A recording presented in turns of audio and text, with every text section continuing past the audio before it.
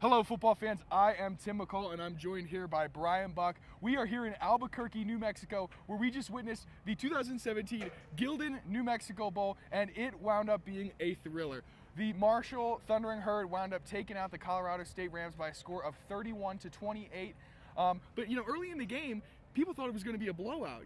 Marshall, entering the fourth quarter, was up by 17 points. And then CSU comes storming back. They really showed a lot of heart, but at the end of the day, it was just a little, too late. They were not able to get the job done. Bryan, what were your takeaways from the game? I think too little, too late is perfect. Marshall was playing an explosive offense all night long. They had 4 plays in excess of 50 yards, scored the majority of their points on big plays like that or on follow-ups to big plays. And CSU took they had to take a punch or two before they could get back up and throw another. They had to recoil for a second. They weren't able to keep in the fight. I think one of the big reasons for that, we saw running back Dalen Dawkins leave late in the first quarter. He didn't return till almost the end of the first half, and that was one of those points where Marshall made one of their big runs. By the end of the half, 21-14, CSU's behind, running the ball less. They weren't able to establish the same offense that they would have liked to.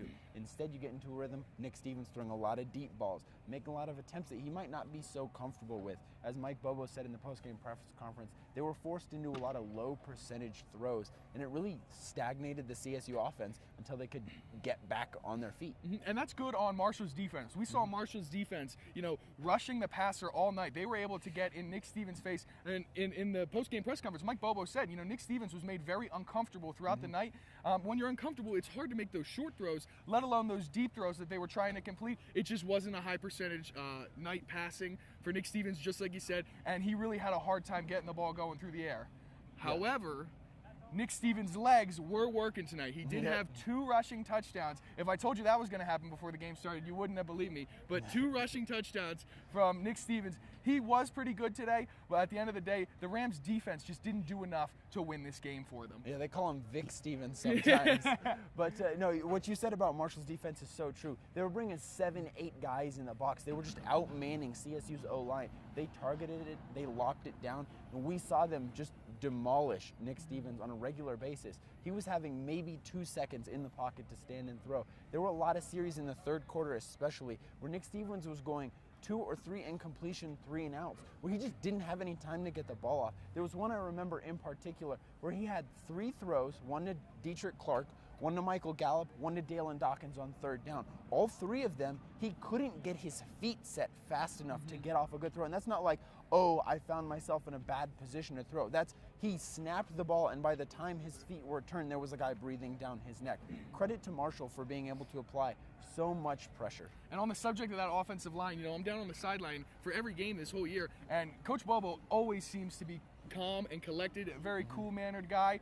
Tonight, after a couple different plays with Nick Stevens getting pressured and sacked, he was really laying into the offensive line, really letting them know that they needed to do a better job. And I think the offensive line responded in the fourth quarter. As we mentioned, the Rams were trailing by 17 points heading into the fourth quarter. They certainly played a lot better in the fourth quarter, but as we said, it was just too little, too late, not quite enough to get the W tonight. Yeah, definitely not. It comes at the heels of Mike Bobo's 3rd straight defeat as a CSU head coach in bowl games. An unfortunate lead for them. Evan Clarito said it in the post-game press conference, and I liked the way he said it. He said, Mike Bobo's a hell of a coach. He is the guy for the job, and I believe him. Bobo has been put in a circumstance where he knows what he wants to do.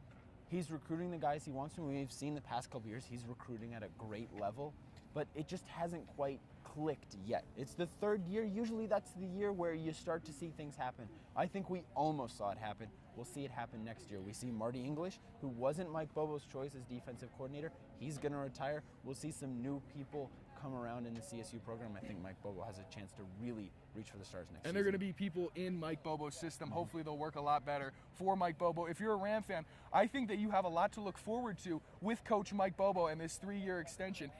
We did mention, and we've continued to mention, that the Rams were out of this game at one point. They were down 17. A lot of other teams would have given up. This Rams team didn't give up at all. Coach Everybody Bobo was really leaving the willed stadium. them. The whole there were stadium half emptied the out. CSU fans left.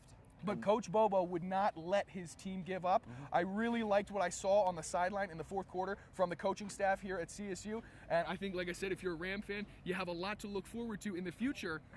Not to mention that we're going to have Colin Hill and former five-star recruit and former Tennessee wide receiver Preston Williams coming in next year. You know, you lose a guy like Nick Stevens, who's your team's all-time leader in passing touchdowns. You lose a Biletnikoff finalist like Michael Gobb. You think it's really going to hurt your team, but the Rams have two studs coming in to replace both of those guys. And I think if you're a Ram fan, there's a lot to be looking forward to for the 2018 season. I know I am. Yeah, I am too, and it has been a pleasure reporting for CTV this year. Thank you so much for letting me talk to you about football. I've had a great time, and I know you have too, Bryan. Yeah, I have. I'm Tim McCall with Bryan Buck, reporting for CTV. Have a nice night, football fans.